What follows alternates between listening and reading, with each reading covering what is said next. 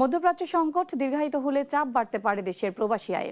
এমন পরিস্থিতিতে সরকারের তৎপরতা বাড়ানোর কথা বলেন তথ্য ও সম্প্রচার মন্ত্রী জহিরুদ্দিন স্বপন।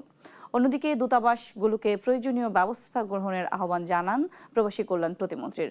রোববার শীর্ষ রেমিটেন্স আহরণকারী ব্যাংকগুলোকে পুরস্কৃত করতে centre for non residence Bangladesh আয়োজিত অনুষ্ঠানে এসব কথা বলেন তারা। চলতি এপ্রিল মাসের প্রথম ৮ দিনে প্রবাসীরা দেশে পাঠিয়েছেন $৯৭.৫ কোটি বা প্রায় ১১,৮৯৫ কোটি টাকা। গত বছরের একই সময়ের তুলনায় এটি অনেক বেশি। এর আগে মার্চ মাসের রেকর্ড $৭৭৫ কোটি ডলার এসেছে, যা ইতিহাসের সর্বোচ্চ। এমন বাস্তবতায় প্রবাসীদের পাঠানো রেমিটেন্স যেসব ব্যাংকে আসছে তাদের মধ্যে সেরাদের সম্মাননা জানাতে centre for non residence Bangladesh আয়োজন করে পুরস্কার বিতরণী অনুষ্ঠান, যেখানে এবছরের সেরা রেমিটেন্স গ্রহণকারী ব্যাংকের পুরস্কার পান পূবালী ব্যাংক। অনুষ্ঠানে মধ্যপ্রাচ্যে চলমান যুদ্ধ ও অস্থিরতার পাশাপাশি সামনে আসে বিদেশে বাংলাদেশি দূতাবাসের ভূমিকা, বিশেষ করে বিপদে পড়া প্রবাসীদের দ্রুত আইনি সহায়তা ও কর্মসংস্থান সুরক্ষায় সক্রিয় ভূমিকা না রাখা ইস্যুতে।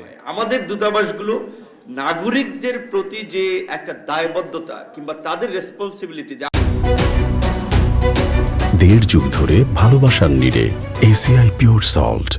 আমার দেশের নাগরিক এখানে আছে, তাদের একটা অসুবিধা, একটা সমস্যা, যে র্যাপিড রেসপন্স করা কিংবা দায়িত্বশীল ভূমিকা নেওয়া, সেইটা আমরা খুব কম দেখেছি অতীতে। একটা পারসেপশন আছে যে বাংলাদেশ হাই কমিশন যেসব দেশে আছে, আমাদের এমবাসিগুলো ঠিকমতো তারা কাজ করে না বা সেবা দিতে পারে না।